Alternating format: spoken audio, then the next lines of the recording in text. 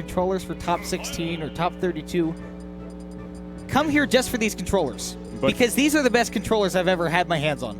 Yeah. I definitely know the two on the stage now could use one of these controllers. We're definitely fiending for one of these controllers. Next match in Wave D pools will be Indy Gray versus TKO stage. I think TKO is actually Arkansas boys. It is Arkansas. If I'm correct.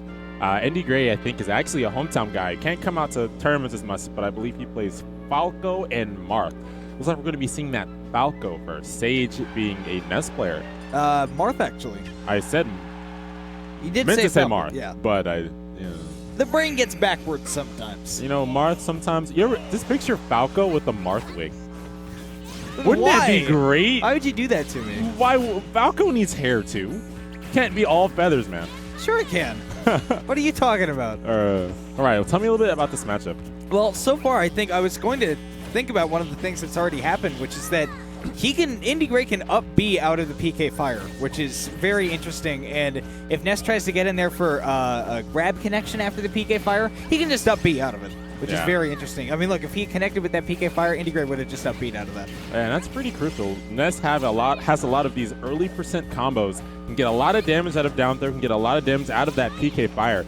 But once he's off the stage, his less than lackluster recovery is going to be a big indicator of the winner of this match. Yeah, and honestly, this is a really tough matchup for Ness. He struggles a lot against disjoints in general, especially in the neutral. And Ness might have a better punish game than Marth in general, but in the neutral, Indy Gray's got a huge advantage. And will he counter?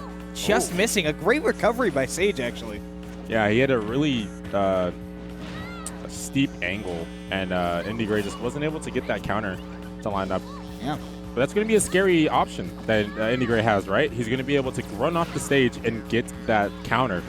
What's even scarier is the back throw from Ness kills at even sooner when you have that rage. Yeah, it's that's one disadvantage. Is that Marth is not exactly how would you say, heavy. Yeah, he's a floatmeister. Floatmeister 5000. And we know how floaties go against Ness sometimes. It's not the best. I'm really scared for Indy Gray here. He needs to take his stock soon. That rage is piling up on Ness, and now he's being forced into this situation where he's being edge guarded and getting hit by these PK fires. That's a punish. That's going to be it. It's so dangerous. At those early percents, it's fine to do the up B out of the PK fire. It's absolutely fine to do that because the punish will be minimal.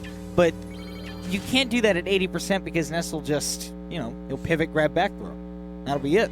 I mean, which that wouldn't have killed if Sage didn't have over 150% of rage, right? Yeah. So Indy had trouble taking off that stock, and Sage was just able to capitalize. You talked about the up B being big in that first stock when it's gonna, disrupt any combos from Ness. But like you said, in situations when it's late percents, it's just not worth throwing out the up B. Exactly.